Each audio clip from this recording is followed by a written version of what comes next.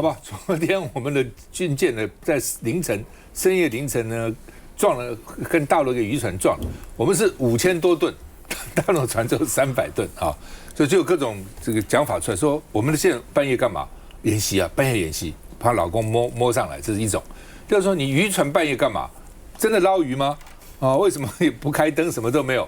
哦，你是不是这个在刺探我们的情报？哦。所以呢，我们的综合舰5100吨啊，那到底它是真捕鱼假捕鱼，真监控假监控，到底有没有这事？大家在揣测了哈。那大陆的国防部就说恶意揣测，什么我们派个渔船去监控你哦，还需要派个渔船去吗？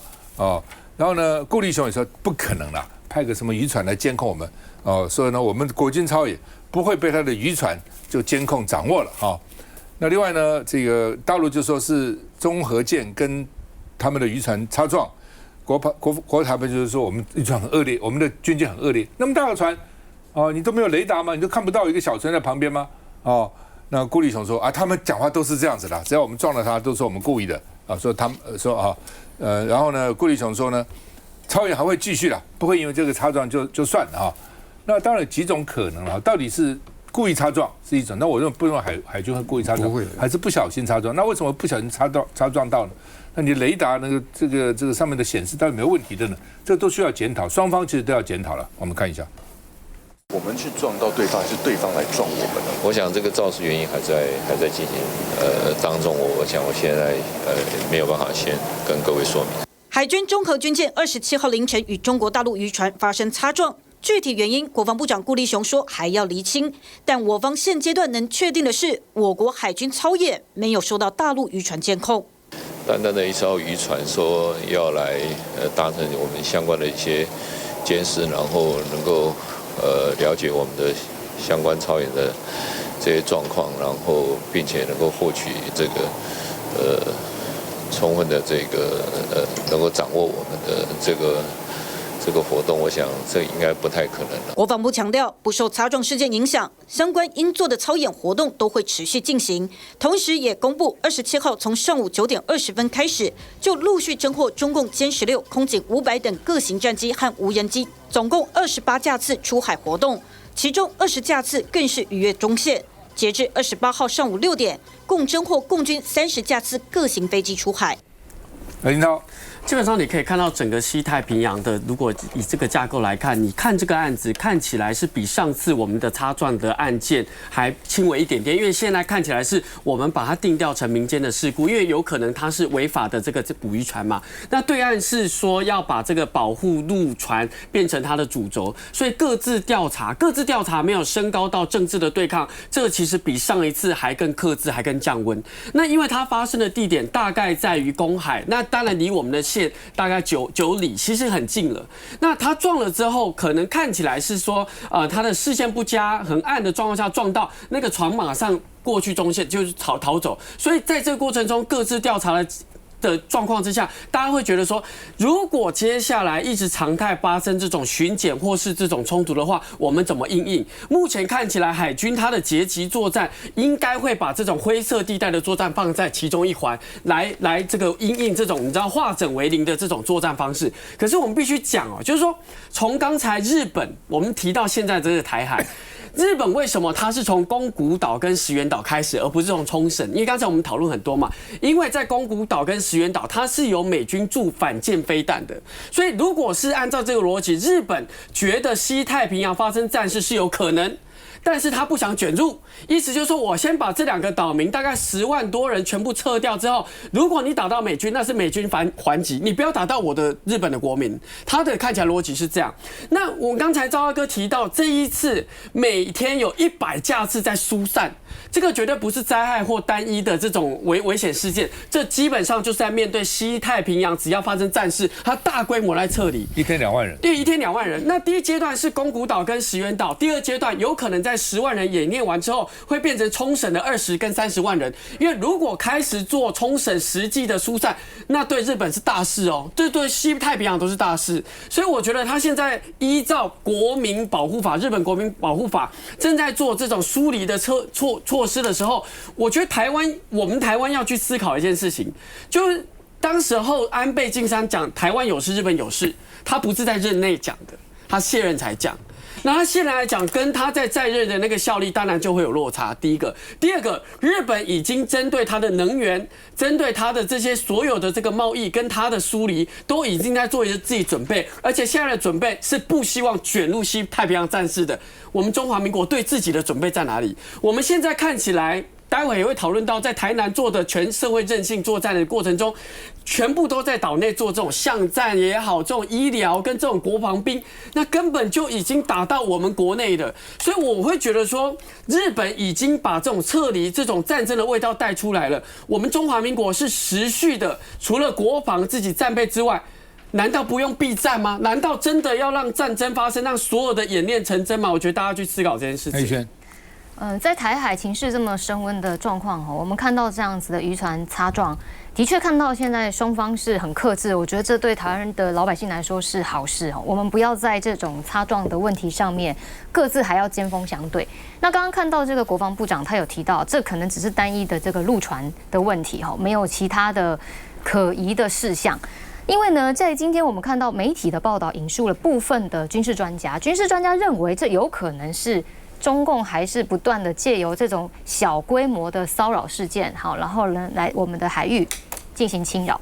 但是呢，这个的确是我们需要注意的地方。可是同一时间也有另外一派说法说，如果他是做渔船的作业，他如果真的要做情搜，他也不会让你看到编号。好，然后再加上现在呢，共建在距离台海的这个靠近的程度，其实基本上已经不需要这种小的渔船来进行侦搜的行为了哈。所以其实这些事情，我觉得国防部一定要非常稳定的去看待这件事，克制。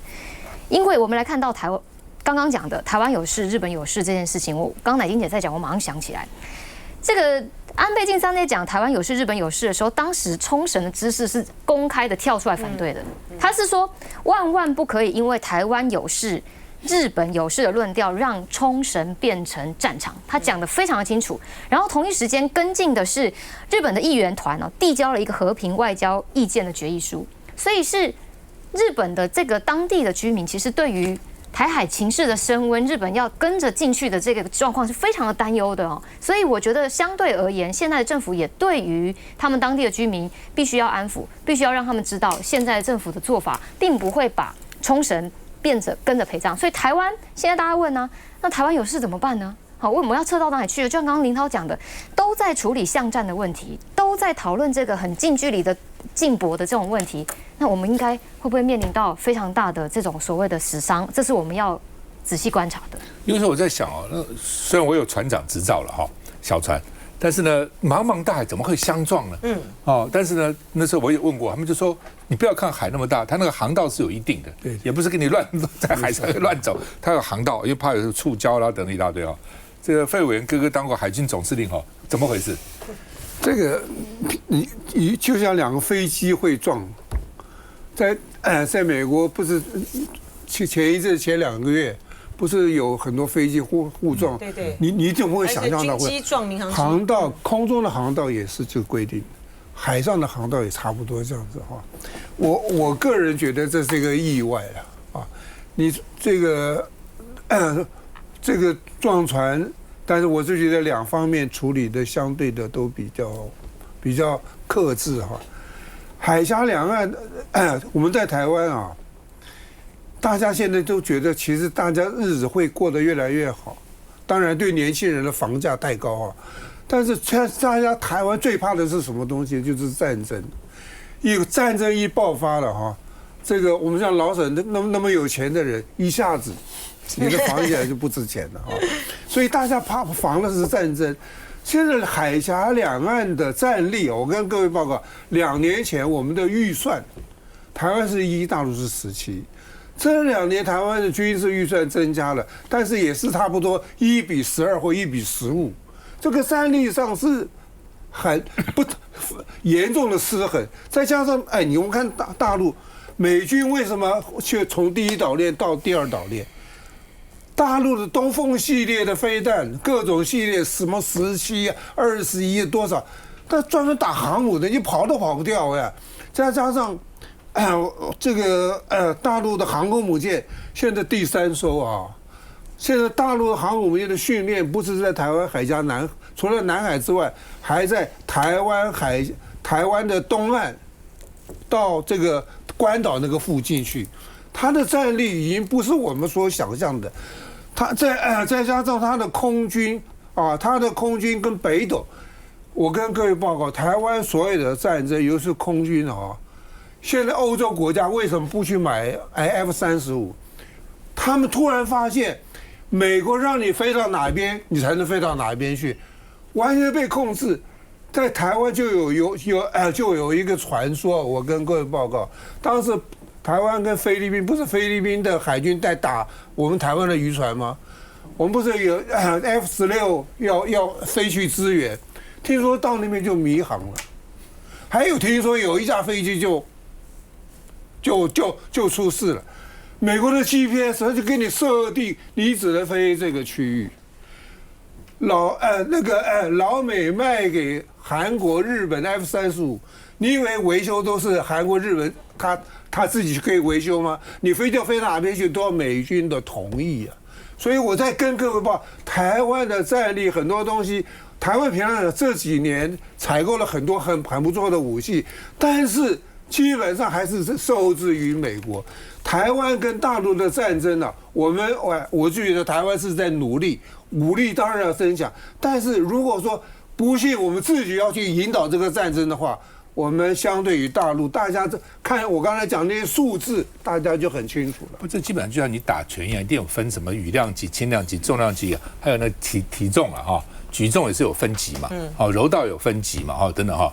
那台湾其实不错了，台湾的国力啊、国军那些，我觉得不错。但是这有一点非战之罪嘛，这没有办法。就像你问说，墨西哥打美国会不会打赢？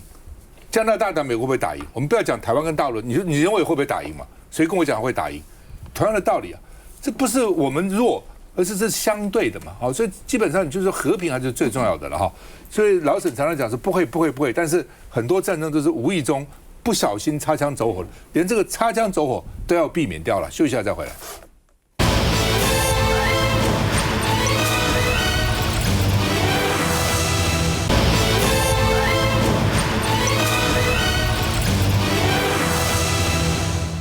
好，昨天赖清德在台南呢，他们举办一个全社会防卫韧性演练啊。那我也讲为什么第一站找台南，因为他觉得台南大概配合会比较好哈。以后呢，可能给其他地方做一个示范啊。那赖清德总统说呢，我们要有实力才能促进和平啊。那另外呢，这是第一场哦，整个社会的韧性演练哈。他主要他当然，我认为其实就针对老共了，打仗怎么办？他们讲的是地震了。台南发生一个什么9级啊、8级的地震啊，然后海啸也来了啊，等一堆哈。那台南之前是发生过白河大地震，我那时候还小，在台南突然就开始哎呀哦，白河那地方蛮惨，就地都裂开。我听同学讲，他们同学从台南来，在台中念，从这个白河来，在台南一中念书嘛。那另外呢，第一场哦，那说要验证民间的医护能量哦，因为外科医生也去了，医疗队也去了，都去了哈。是说赖清德说要呢反统战渗透，对你说我跟你讲不是什么地震嘛，要坚持反统战渗透，强化我们社会的韧性，而且呢不能分裂啊。那另外呢 AIT 的他们有13个国家代表都去了啊，AIT 的社长也去说这是显示台湾人民的决心与力量啊。美国的智库呢说台湾决策要快、要狠、要准，快很准啊。那唯快不败啊，唯狠不败啊，唯准不败。那蓝立宁呢？这个前海军将军是说呢，他说哈，不要搞成全民皆兵啊！你不要说从这边开始，到时候每一个人都要是个兵啊，都要打城镇战，跟战到最后一兵一卒哈。那大陆国防部就说，对，我们现在在台湾海峡附近呢，台湾附近做战备警巡，这个由东部战区发动，为什么呢？是要惩戒台独哈。但是好像大家也没什么敢，对不对哈？就是说因为习惯了。惩戒过来，惩戒过去哈，那台独就被惩戒到了吗？我看也没有啊。那另外呢，这次军事演习，大陆说是针对台独跟外部势力，就美国、日本啊这些你们想要这个帮助台独的，大陆国防部说，天欲令其亡，必先令其狂。哦，我们常讲说，上帝要毁灭一个人，先让他疯狂。哦，他讲的是天啊，然后呢，这个另外呢，我们看哈。这个大陆的所谓登陆神器了哈，什么登陆神器？原来是说它有一个这个像这个梯子放下来可以走1200公尺了哈。那 CNN 把它拍到了，说的确，而且呢说如果3艘连在一起可以超过800公尺。3艘800公尺跟1艘1200公尺有差，所以讲法有不同。说战车都可以经过可以这样过来，它都从那边连着这样过来哈。那另外呢，这个画面现在疯传，的确看到了有这么大的一个这个伸缩的背哈。那另外呢，这个将近说这有什么稀奇啊？全世界已经有超过1000具这样的东西了，你就知道杯弓蛇影，庸人自扰有这个神器也没有增加它1分的威胁。没有这个神器，也没有减他1分对台湾的威胁所以呢，跟有没有这个神器是无关的了就跟当时大家讲说台湾有台积电，老公就不会打，我说都是言过其实了那现在这个细盾跑了，护国神山跑了怎么办呢所以都是我们常常夸大的很厉害了好，我们看一下。烟雾弥漫，模拟的是台南安平港游客服务中心发生爆炸，全民防卫韧性演练27号首次在台南登场。疏散民众，消防布水线，警察放飞无人机侦查，防暴小组穿上装备逐楼检查，但伤亡人数有200人，重大伤患机制随即启动，现地分类后随即送往玉屏广场的扩充急救医疗场所。这次操演要验证的就是民防的量能，所以军方的角色呢也尽可能的降到最低。不过呢，他们还是有跟军医局来借调使用这个前进医疗小组的帐篷，而且最快时间呢可以在1个小时内就可以搭建完成，而且提供民间的外科医师来执行手术。这装备斥资2亿元建构，未来不排除内政部和卫福部编列预算采购。到会议室的总统视察时则频频点头，演练的情景影片更提到这件事。中国以飞弹攻击台湾重要设施，我们目的是希望能够打造台湾社会的韧性，区域地缘政治的变化。我们不敢不准备。但为了测试民防量能的极限，演练想定祸不单行。台南市南区同时面临规模9.0地震后的海啸威胁，民团、宗教团体、替代役等如何安置民众？老师怎么看？要韧性演习因为我刚才没有机会插话了，因为你们都在讲安倍的这个台湾有事，日本有事。其实王毅针对这2句话对日本人讲，你们日本如果在台湾生事、台海生事，就是为自己惹事。你看讲得好不好？就讲得不错所以呢，日本人搞这些大举撤退，从这个冲绳撤回到九州，我觉得这个就是无事惹事，真的有用吗？你真的冲绳有战争了，不安全了，你九州就安全吗？所以呢，我们要跟日本学样的话，我觉得很简单嘛，台湾就往吕宋撤退。就往吕宋撤退。为什么要收你我跟你讲那他为什么让你呢？菲律宾穷得要死，你跟他签个约，给他个钱，给他个租金，他本人保证答应。但是你2300人，但是我觉得没有用。我刚才是举一个例，是没有用的。为什么？我们撤退也没有用，因为老共都讲过了，我们这边亲共的人也都讲过，老共是要倒不要人要倒不要人，留倒不留人。他留倒不留人了，他不要人的，所以我们的人去哪里？所以我们的人撤退到吕宋反而上他的当，刚好你们这些人就自动离开，我们不用费事去处理。所以讲这些都没用。那我们讲到本题了，讲到韧性，这个我觉得这个真好玩。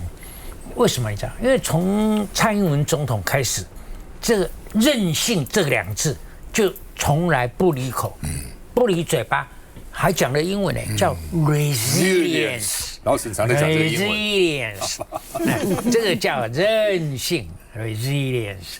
为什么要强调 resilience？ 你想，你如果稍微懂一点人类心理学的话，你开口闭口就讲 resilience， 就表示你没有嘛，就是没有韧性的人才满嘴都讲韧性。如果我有的是韧性，我需要一天到晚讲电工，我就有韧性我就有韧性，会吗？就是你没有韧性，那这没有韧性也没有什么羞耻的。台湾怎么能够跟人家比韧性呢？所以我常常讲说，你最好不要让他登陆。他登陆了以后，我们就真的不晓得要怎么办。所以这个时候我就庆幸说，我不是需要当道，需要去负责这个善后的。比如说赖清德讲这个外科医疗的外科资源要准备往前线去支援，你平时外科医疗资源就不够了，平时就不够了，你还能够应付战争啊？所以少来这一套，再怎么练都没有办法练。你应该去全国，应该是不分朝野，要去想，如果万一这不幸的事情发生的时候，我们如何在最低的伤害程度之下，如何去处理这个局面？那我觉得说，不要一天到晚兵推嘛。我觉得有人讲说要合推，我觉得合推也是很重要的，因为现在你看这两天啊，《纽约时报》的那个 Thomas Friedman， 他写了很多有名的书啊，世界是平的啊这些。他最近说，习近平跟川普要赶快见面，不要等什么关税啦、贸易战啦，这些。他说那个都还有台湾问题啦，那些都是老问题，不容易解决的 ，AI 才重要。他说 AI 啊，现在美国大概领先中国大陆只有3个月，谁超前都还不知道，所以将来中美对干的时候，主导这个要怎么进行，主导最后的结局的是 AI 啊，所以要赶快就是学习当年的这个例子，就是核能决定一切啊，所以因为核能大家讲好，除非非常不得已不动核能，你可以继续累积，但不能动，因为一动就是全部人类都遭殃。AI 也是一样，那这一点我听了又正中我怀啊，因为你看到这个别的不行，台湾的 AI 很行啊，所以呢，我们常常讲三角雅尔达会议啦，现在这利雅得的那个密会啦，将来中美啊，台湾是不是第3个角色？台湾人家谁让你参加？但是我们透过 AI， 你晓得现在美国5大 AI 的公司的 CEO 啊，不但都是华裔，而且都是闽南人，而且他们的共同语言都是闽南话。我不能讲闽南话，都台湾话啦。这样，我们这个不是我们绿这边的观众已经太少了，我们要将就一下。